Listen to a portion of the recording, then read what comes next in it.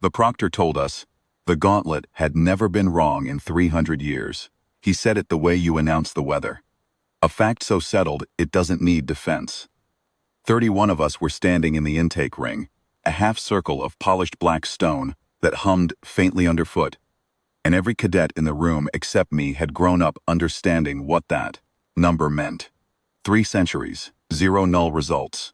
The Gauntlet projected your score at the midpoint of your session. Projection was your score. Not a prediction, not a forecast, the record. I was the only human. I was also 17. I had been on the station for 9 days, and I was still adjusting to the gravity differential. Nobody had bothered to explain what projection meant to me in terms I'd find relevant.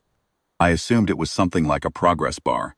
The Gauntlet Hall itself was a long corridor that narrowed as you walked it, the walls lined with recessed panels that shifted light, pressure, sound, temperature, the angle of the floor beneath your feet. The system read how you moved, how you breathed, how long you held eye contact with a stimulus before you looked away. It built a model of you in real time, and at the midpoint of your session, when the model was complete enough to be confident, it wrote the projection to the scoring board at the back of the hall. At that moment, the session continued, but only as formality. The score was already in the record. Every cadet who had ever walked the Gauntlet had understood, without being told, that once the board lit, you could stop. The number was what it was. Proctor Assessor Varethsorn called my name first. That was unusual, apparently. Typically, the Gauntlet sequenced cadets by prior assessment tier, lowest risk first. I had no prior tier. The intake office had processed me under a diplomatic exchange classification that didn't map onto any existing academic track, which meant I was simultaneously enrolled as a first-year cadet and flagged as an audit observation only. Nobody was quite sure which form superseded the other. While they sorted it out, Varethsorn put me first. The hall was longer than it looked from the entrance. I walked in at a normal pace, the way I'd walk any corridor, and the panels started shifting almost immediately. The first 20 meters were easy. Variations in light, tone that moved through registers I could mostly hear. A section of floor that tilted 3 degrees and then leveled. I kept walking. The air tightened slightly around 40 meters, and I realized the corridor width had narrowed by a third without my noticing. I turned sideways out of habit. I'd grown up on a trawler with passages too tight to take head-on, and kept moving. Around 60 meters, the temperature dropped. Not dramatically, but enough that the muscles in my forearms contracted. Put my hands in the pockets of my intake uniform, and kept my pace steady. My father had taught me that you don't speed up in cold water. Speeding up costs oxygen. You slow down slightly and breathe deliberately, and you outlast the cold because panic costs more than heat. The Gauntlet, I would later understand, was reading all of that. It was reading the sideways turn and categorizing it as an adaptive response to narrow passage, stimulus.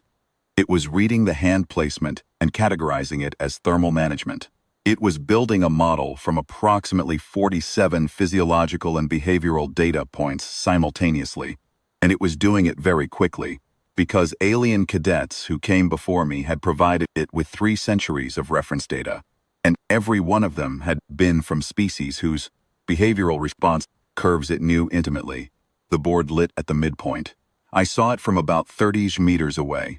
A panel on the back wall that had been dark suddenly showed a single character in Velthian script, which I had been studying for 6 weeks, and could read at about the pace of a slow child. It took me a moment to parse it. When I did, I recognized it as a tier designation, the lowest tier assigned in this intake cohort, based on what I'd heard the other cadets comparing before we entered. I looked at it for a second. Then I kept walking. The Gauntlet's panels went still. I had not encountered that in any of the orientation materials because nobody had thought to include it, there being no prior case where a cadet continued after the board lit.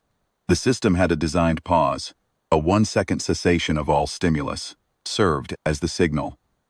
You had passed the midpoint, the model was complete, the score was written. The pause was the Gauntlet's way of saying, you may stop. You have your number. I walked through the pause because I didn't know it was a pause. To me, it looked like a brief recalibration in the panel sequence, the kind of micro delay that happens in any system when it moves from one phase to Another, I assumed there was more corridor. There was more corridor. The panels resumed but differently. Later, Varethsorn would tell me, in language that struggled to stay neutral, that the Gauntlet had entered a secondary protocol that no session in 300 years had ever triggered.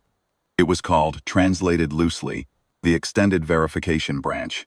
The system used it when the model detected a potential data anomaly, some internal inconsistency suggesting the initial scoring might be compromised. It was designed to run for approximately 4 minutes and then reproject with a corrected score. The walls changed angle. The floor pitched and recovered in a rhythm that was slightly off from any natural gait. The temperature swung, cold, then warmer than before, then cold again. A sound began at the edge of my hearing, not quite painful, the kind of frequency that makes your eyes feel dry. I blinked twice and kept walking. My family fished the North Sea. I had stood 8-hour watches in February with water breaking over the wheelhouse. Whatever the Gauntlet was doing to the air pressure in that corridor was not February in the North Sea. The reprojection board lit at what I later learned was the 4-minute mark of the Extended Verification Branch. Same character, same tier. The Gauntlet's model had reviewed itself and confirmed its initial read. The score was the score. I was still walking. I had covered about 80 meters of a 120-meter corridor. I had no particular reason to stop before I reached the end. The system entered a third protocol.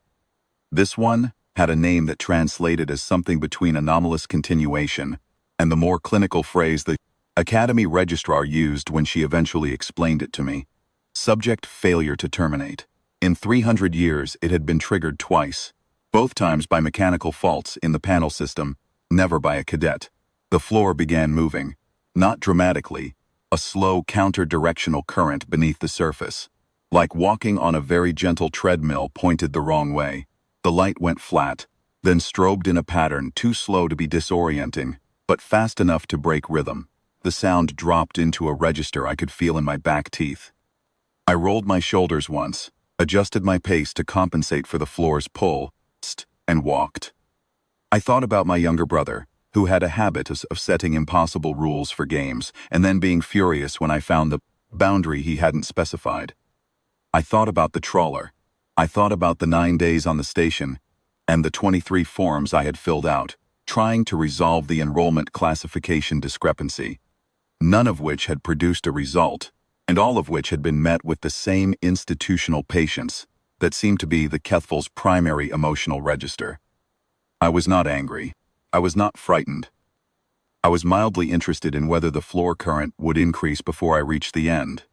It did not increase. I reached the end. The corridor terminated in a small circular chamber, 3 meters across, with a single recessed ledge and a token return slot in the wall.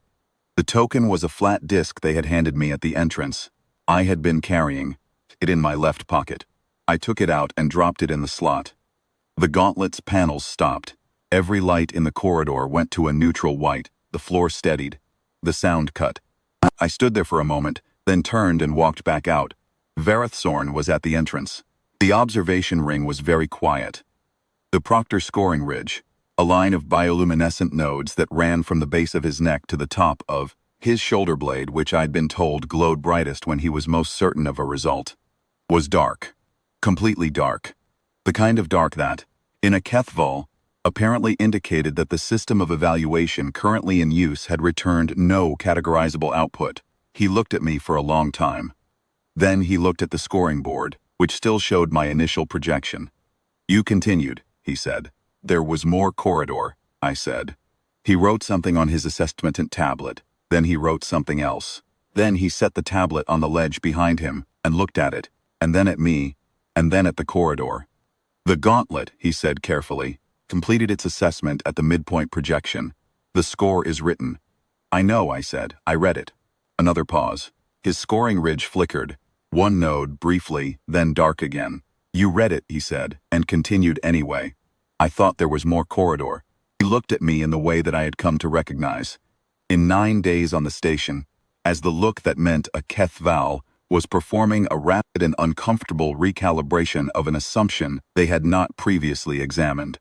It was a particular stillness, a held quality in the body, Like a system running a verification pass on its own model, the Gauntlet cannot close a session, he said slowly, while the subject is still in the corridor. I thought about that. So my file is still open? File, Verisorn said, is in a state the system has not previously encountered. He picked up the tablet again. He was quiet for what felt like 2 full minutes. The other cadets in the observation ring did not move. I had the impression they were not breathing, though that was probably not literally true for all of them. The score that was written, he said finally, Flex, a model built from 300 years of reference data for species whose behavioral parameters are documented. He paused. You are not in the reference data. No, I said. I've been trying to sort out the enrollment classification for 9 days. He looked at me again.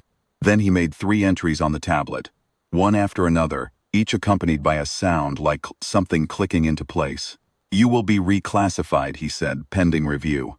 Your Gauntlet result will be logged as. He paused, searching for a phrase. Indeterminate pending species data acquisition. What does that mean for my enrollment? It means, he said, and his scoring ridge lit, all nodes, the full length, brighter than I had seen it in 9 days, that the Gauntlet will need to be updated before it can assess you again. He handed my token back. I didn't know what that meant procedurally, but I took it. I walked back to the dormitory wing, thinking about the corridor, and the counter-directional floor, and the 3 secondary protocols that had apparently fired one after another, while I was just trying to reach the end of the hall. Thought about the board with my score on it. Still lit, presumably, still waiting for a session close signal. The system couldn't generate because I'd already handed back the token. My brother would have called that cheating. He would have been wrong. I hadn't changed the rules. I had just walked to the end of the corridor. The Gauntlet had written a score for what it thought I was, and I had kept going, because where I come from, you don't stop before you reach the end. You stop when there is no more corridor. There was always more corridor, until there wasn't. The Gauntlet's files, on me, stayed open for 11 more days, while the department argued about the classification. Eventually, they created a new intake category. I was the only entry in it. I still have the token.